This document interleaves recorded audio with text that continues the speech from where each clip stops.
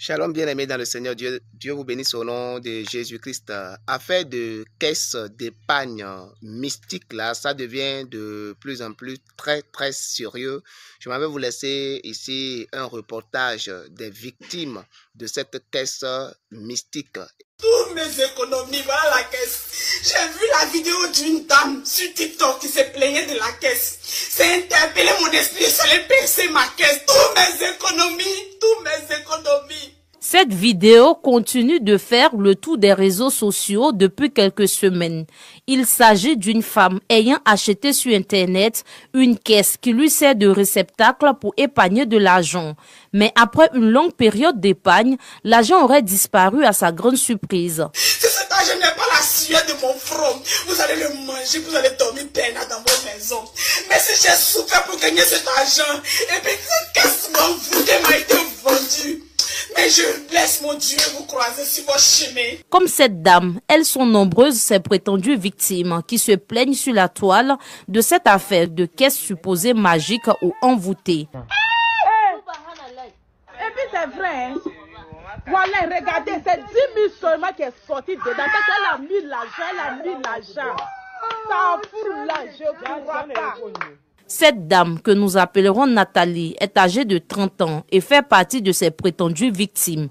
Selon Nathalie, elle a soigneusement bien gardé sa caisse avec une épargne de plus d'1 million de francs CFA. Mais grande fut sa surprise lorsqu'elle se retrouve avec un montant loin de ce qu'elle aurait épargné. Il ne reste plus que la modique somme de 200 000 francs CFA. Chaque fin du mois, il met une somme de 100 000 dans la caisse.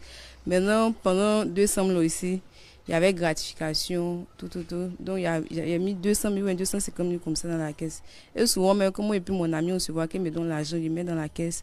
Et même pendant mes congés, il devait voyager, il n'a pas pu voyager. Donc, l'argent qu'il m'a donné, là, j'ai mis dans la caisse. C'était une somme de 250 000 aussi. Il reconnaît avoir mis plus de 1 million dans la caisse. Maintenant, le jour où je suis venu casser la caisse, la veille même de le jour où il a cassé la caisse, il avait mis une somme de 200 000 dans la caisse. Et quand j'ai cassé la caisse, il n'y avait que les 200 000 avec une pièce de 500. Et je ne reconnais pas d'avoir mis 500 dans ma caisse. Qui est pièce de 500 dans ma caisse. Et puis, comme c'est que le début, quand il respectait ce que les gens me demandaient là, il mettait les pièces de, tu vois ici, il mettait les pièces de 200, il mettait 400, 600, les pièces de 100 francs, tout ça n'était pas dans la caisse. Tout a disparu. Nathalie est convaincue que personne n'a changé ni déplacé sa caisse. Moi, je crois que cette caisse n'est pas simple. Je ne sais pas si c'est maraboutage ou bien c'est la magie noire, mais c'est pas simple. Mais je suis sûre et certaine que ma soeur n'a pas touché mon argent. Et puis chez nous, on ne vole pas. Donc, ce n'est pas elle qui a pris mon argent. Je suis partie à la police scientifique. Arrivé là-bas, eux m'ont dit non que, vu que j'ai commandé la caisse en ligne, mais j'ai été livrée. Donc, ce n'est pas eux qui doivent gérer ça que d'aller voir les PJ. Donc, je ne sais pas encore aller là-bas. Alors, que contient réellement cette caisse? Direction donc à Abobo, chez l'une des vendeuses de la fameuse caisse.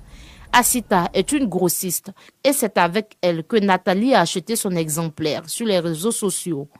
C'est son domicile qui lui sert de lieu de stockage de sa marchandise. Pour cette dernière, les caisses sont confectionnées depuis la zone industrielle de Yopougon. Ça vient de l'usine, c'est-à-dire à la zone de Yopougon.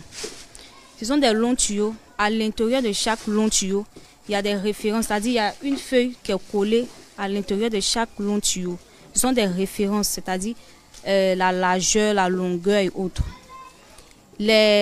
Mon fournisseur va récupérer ça à la zone et eux, ils découpent les tuyaux. Ils finissent de confectionner, nous on part acheter et on vient emballer, comme ma soeur le fait tout à l'heure là. Voilà. Et puis nous, on vend. Le challenge de devenir millionnaire en 52 semaines, comme indiqué sur les caisses, demeure juste une motivation selon la jeune grossiste. On n'a jamais dit à un client que l'argent se multiplie parce que ce n'est pas une caisse magique. Ce n'est pas un bédou magique non plus. Et ce que tu sèmes, c'est ce que tu récoltes dans cette caisse. C'est-à-dire ce que tu mets à l'intérieur là. Le jour où tu vas casser là, c'est ce que tu vas récolter. Voilà. Parce que si tu suis normalement le challenge, à la première mise, si c'est le challenge de 500, quand tu mets 500, la deuxième semaine, c'est 1000 francs tu mets. La troisième semaine, c'est 1500. Ainsi de suite jusqu'à la 52e semaine. Donc moi, je ne sais pas à quel moment l'argent va se multiplier. Parce que si tu mets 500, c'est 500 tu vas récolter dans la caisse. caisse magique, envoûtée ou encore multiplicateur de billets de banque. Les avis restent partagés selon les croyances. J'ai déjà entendu parler de cette histoire des caisses sur les réseaux sociaux. Déjà, bon, moi, je ne sais pas quoi dire dessus. Je ne sais pas si c'est un phénomène qui est vrai ou c'est faux parce qu'on a tendance à voir, il y a certaines personnes qui se mettent sur les réseaux sociaux en train de mentir, qui ne disent pas la vérité. Donc, c'est un peu compliqué. On ne sait pas qui dit vrai, qui dit faux.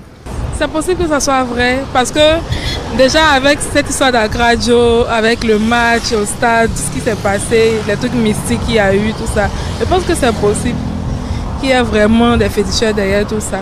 Cependant, l'on est tenté de savoir où est passé l'argent contenu dans cette caisse. Cette affaire est-elle un mythe ou une réalité?